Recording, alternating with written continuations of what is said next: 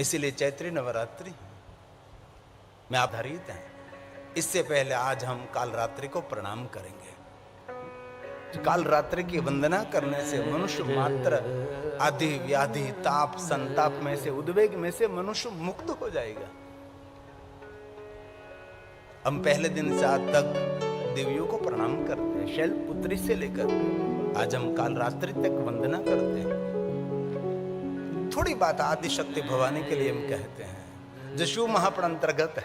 तो आइए आदर के साथ भक्ति के साथ काल रात्रि को मैं प्रणाम करता हूँ। करालम वंदना गोरा, हे मां आद्य शक्ति मां भवानी मैं प्रणाम करता हूँ, तू मुक्ति देने वाले हैं। मुक्त केशी चतुर्भुजं काल रात्रि करालिकां दिव्या विद्युन्माला विभूषिता विद्युन्माला विभूषिता। हे मां हम प्रणाम करते हैं। या देवी सर्वभूतेषु काल रात्रि रूपेण। हे मां हमारी वंदना स्वीकार है। आपकी सबकी कुल देवी अलग अलग रहती है। तो शिव महापुराण अंतर्गत भगवान महर्षि वेदव्यास जी ने कहा इससे पहले जैसे हम 12 ज्योतिर्लिंग बोलते हैं, जैसे हम 12 गणेश स्तोत्र बोलते हैं, ऐसी हम माता जगदम्बा के 9 नामों का पारण करना चाहें। और बहुत सारे इसमें देवी उपासक नित्य 9 देवियों के नाम को नित्य बोलते हैं, उसका पाठ करते हैं, पारण करते हैं। जैसे बोलते हैं प्रथम सोमनाथम, ऐसे ही प्रथम शैलपुत्री, जैसे 12 ज्योतिर्लिंग की वंदना, जैसे 12 गणेश जी की वंदना, वैसे हमारे नवदुर्गा को हम प्रणाम करते हैं। आपकी प्रार्थना में ये भी शामिल कर लीजिए। कई लोग देवों की उपासना करते, देवी से दूर रहते हैं। बहुत लोग देवियों की उपासना करते रहते, देव से दूर रहते हैं। लेकिन महादेव है तो महादेव ही है, काल है तो महाकाली है, शंकर है तो शंकरी है, महेश है तो महेश्वरी है। जितने शिव है इतनी शिवानी भी है मेरे पास। इसीलिए देव और देवी की उपासना, शिव और शक्ति की उपासना, ये सनातन की दिव्यता है, सनातन की एक विशेषता भी है। आइए प्रथम शैलपुत्र को मैं प्रणाम करता हूँ। प्रथमं शैलपुत्रीश्च द्वितीयं ब्रह्मचारिणी तृतीयं चन्द्रघण्टेति कूष्माण्डेति चतुर्थकम् पञ्चमं स्कन्दमातेति षष्ठं कात्यायनीति च सप्तमं कालरात्रीति महागौरी च अष्टमं नवमं सिद्धिदात्रीश्च नवदुर्गा प्रकीर्तिता नवमं सिद्धिदात्रीश्च नवदुर्गा प्रकीर्तिता नवदुर्गा प्रकीर्तिता। नवदुर्गा को विशेष प्रकार से हम याद करके उसका कीर्तन करते हैं। तो शिव महापुराण अंतर्गत उमा संहिता में जो देवी की महिमा कहे उनके अंदर से थोड़ी बात लेकर मैं आया हूँ। रोज मैं 5, 6, 7 श्लोक लेता हूँ और थोड़ी सी माता भवानी के बारे में बात करके। देवी पुराण में तो बहुत विस्तार है, विस्तृत है, लेकिन शिव महापुराण ग्रंथ में भी महादेव के साथ साथ महादेवी की भी थोड़ी महिमा है। भगवान महर्षि वेदव्यास जी कहते हैं और सुत पुराण जी ने प्रयाग तीर्थ में सब कुछ कहा है। और माता भवानी ने स्वयं ने कहा मैं भंवर का रूप धारण करके मैंने असुर का वध किया है। इस असुर का नाम था अरुण, जिनको ब्रह्मा जी ने वरदान दिया था, किसी से वो मरने वाला नहीं था।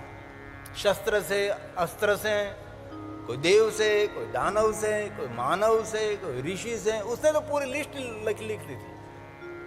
जैसे हिरण्याकशिपु ने कहा था, वैसे ही उनने भी ऐसा करा था कि कोई मुझे मार नहीं सकता। और देवताओं के साथ बहुत बड़ा युद्ध उसने किया था। इस अरुण नाम के असुर को मारने के लिए माता भवानी एक भ्रमर रूप में प्रकट हुई थी। असंख्य भ्रमर प्रकट हुए। और कभी आपको दूसरे ज्योतिर्लिंग शैल पहाड़ पर, कृष्णा नदी के तट पर भगवान मल्लिकार्जुन महादेव ज्योतिर्लिंग का दर्शन का अवसर मिले तो भगवान मल्लिकार्जुन महादेव के पीछे एक शक्तिपीठ है जिनका नाम है भ्रमरंबा देवी। वहां अरुण असुर के साथ देवताओं का युद्ध हुआ था। माता अनेक भ्रमर के रूप में प्रकट हुई थी। भ्रमर के रूप में इस अरुण नाम के असुर का वध किया था और अंत भी किया था। इसलिए सभी देवताओं ने माता जगदम्बा की उपासना की, पूजा की। और देवताओं ने कहा, हे माँ, आपने हमारी रक्षा की, इसीलिए हम आपको भ्रमरंबा देवी नाम से हम आपकी पूजा करेंगे। ये भगवान व्यास जी की रचना है। ये श्लोक शिव महापड़ अंतर्गत है और शिव महापड़ ग्रंथ का एक एक श्लोक महादेव की पूजा है, एक एक श्लोक शंकर भगवान की वंदना है। देवलिपि देव भाषा संस्कृत में है। ये शिव महापड़ अंतर्गत है। भ्रमरं रूपमास्थाय वदिष्याम्यरुणं यत्। अरुण नाम के असुर का अंत किया माता ने भ्रमर रूप धारण करके। भ्रामरीति च मालोके कीर्तयिष्यन्ति मानवा। मनुष्य जिनके भ्रमरंबा के नाम से कीर्ति करते हैं, कीर्तयिष्यन्ति मानवा। इसलिए देवताओं, ऋषि मुनि सब माता भवानी की उपासना भ्रमरंबा देवी नाम से करते हैं। देवी ने जो जो कार्य किया वैसे कार्य से देवी प्रकाशित रही। कल भी हमने शाकंभरी देवी के बारे में कहा, शताक्षी अनेक नेत्रों के द्वारा देवताओं के दुख को दूर करने के लिए माता ने 9 दिन तक रुदन किया। फल फूल मूल और शाक दिया। देवताओं ने अलग अलग नामों से माता भवानी का पुकार किया, माता भवानी को प्रणाम किया। क्योंकि ब्रह्मा का तप किया था, रुद्र नाम के असुर का पुत्र था जो दुर्गम था। दुर्गम का अंत करना सबके लिए बहुत दुर्लभ भी था। लेकिन माता भवानी ने असंख्य देवियों के साथ, असंख्य मातृकाओं के साथ माता भवानी ने अकेली ने इस दुर्गम नाम के असुर के साथ युद्ध किया। और मूल के साथ वृक्ष जैसे धराशायी हो जाता है वैसे इस असुर का अंत कर दिया मां ने।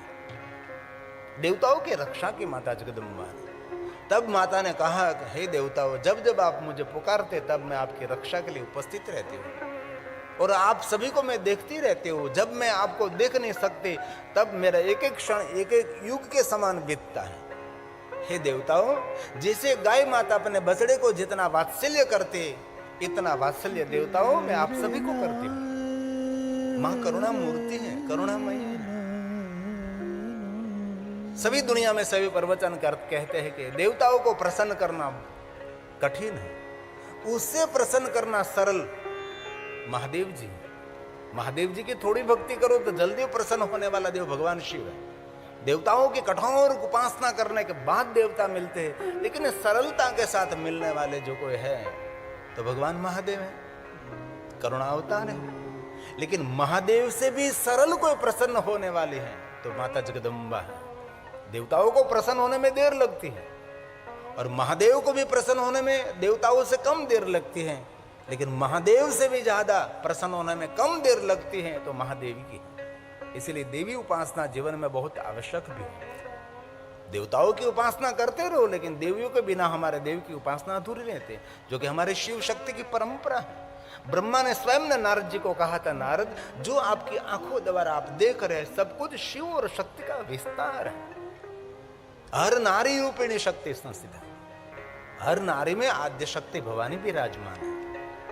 और आगे कहा, पुनः जब मैं भीम नाम के असुर का अंत किया, तब मैं भीमा देवी नाम के रूप से प्रकट हुई।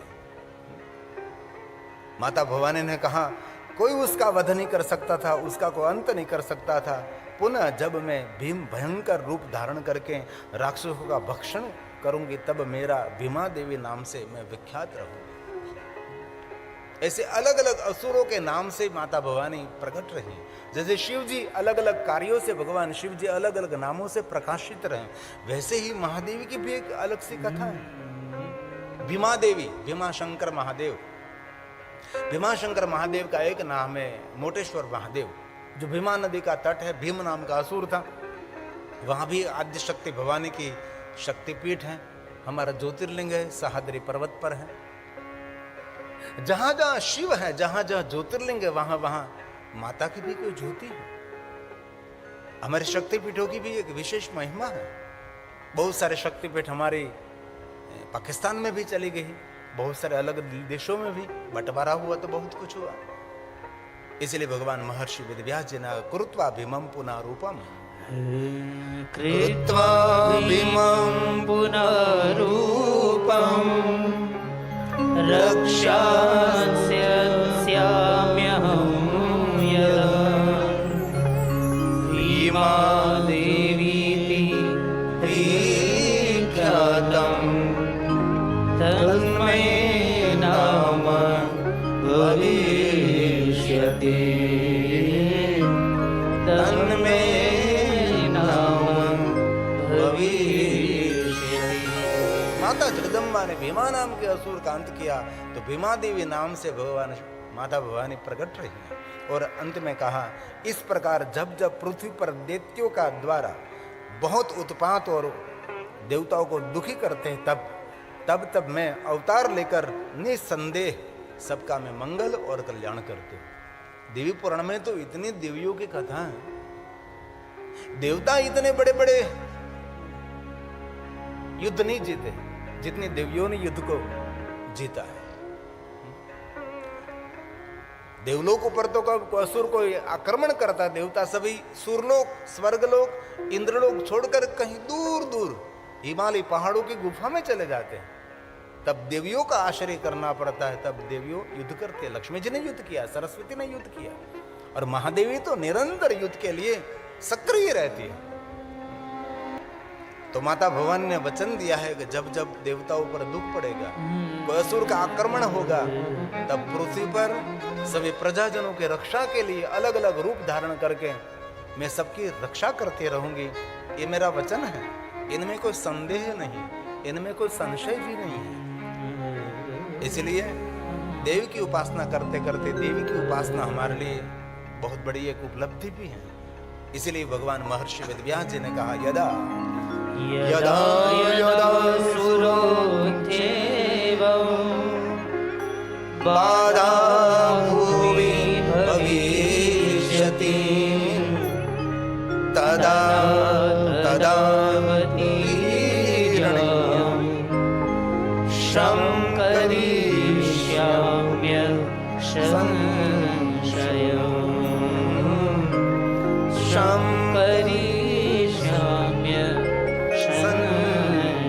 इसमें कोई संशय नहीं। जब जब असुरों का आक्रमण होगा, तब इस धरती पर सभी प्रजाजनों की